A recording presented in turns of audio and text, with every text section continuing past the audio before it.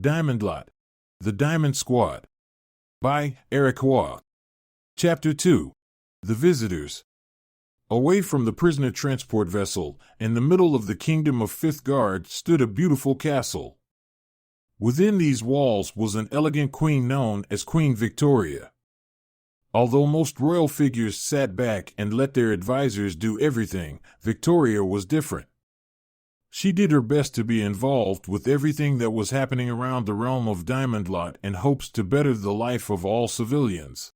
During the past few months, Queen Victoria has had several meetings with the High Council. They gathered to discuss the imminent return of the Mad King.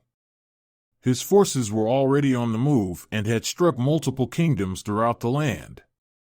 Although none of the forces have been able to break through yet, many kingdoms have suffered heavy losses. Today, Victoria was busy going over letters that were brought in from the messenger birds. She went through as many as she could, with each one sounding similar and causing great concern. The letters were reports that the Mad King's forces were growing in power, while the Allied forces were constantly losing their strongest warriors. After opening about 20 of these letters, she had to pause for a moment as she felt a slight headache. As she was taking a break, there was a knock on the door and the Queen allowed the person to enter. The one entering was the Queen's most trusted advisor, Zoe. She walked up towards the room before bowing in respect and asking for permission to speak. Victoria asked for Zoe to rise as she was not concerned about formalities. Instead, she wanted her advisor to report any news about what was happening around the kingdom. However, Zoe was concerned that Victoria was overburdening herself and that she needed to take care of her health. Victoria was grateful for her friend's comment, and Zoe acknowledged that her queen would do the same for her. After having a sentimental moment, the queen asked her advisor if she had anything to report.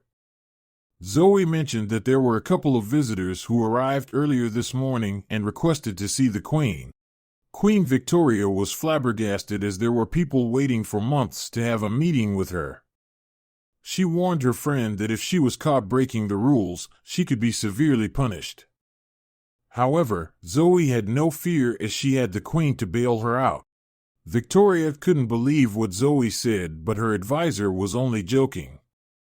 She assured her Queen that she had good reason for allowing these two individuals to jump the queue. Victoria took a deep breath in as she knew Zoe would never lead her astray. When she asked her advisor who the two visitors were, Zoe answered that they were former soldiers of the Mad King's army.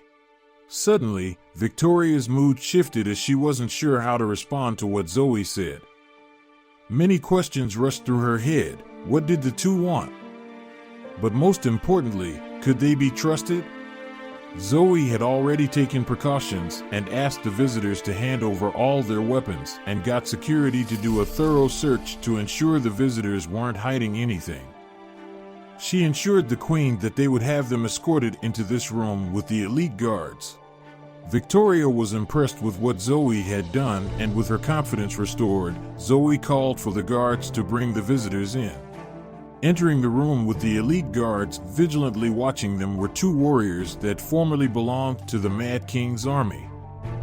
One was a woman, who was much taller than the man.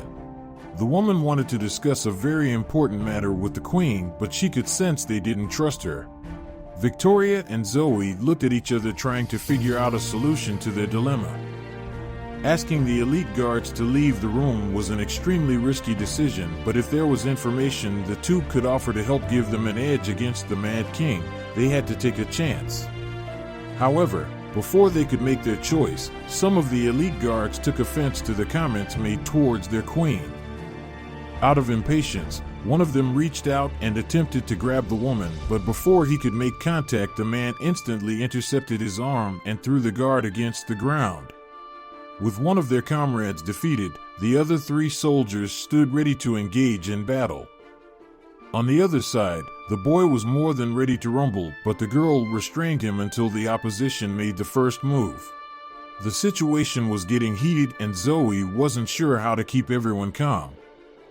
Victoria, on the other hand, was still thinking thoroughly on her decision. After seeing how strong the boy was, she realized the two strangers could have easily barged their way into the room and demanded whatever they wanted by brute force. However, this was clearly not the case, as they agreed to put away their weapons before meeting with her. With a simple raise of her hand, the queen commanded her soldiers to stand down and put away their weapons. The soldiers complied and assisted their fallen comrade lying on the floor, then exited the room.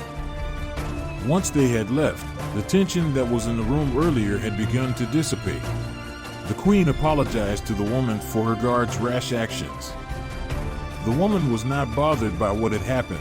Instead, she focused on sharing vital information to the queen that could be their only chance to stop the Mad King. Queen Victoria was all ears.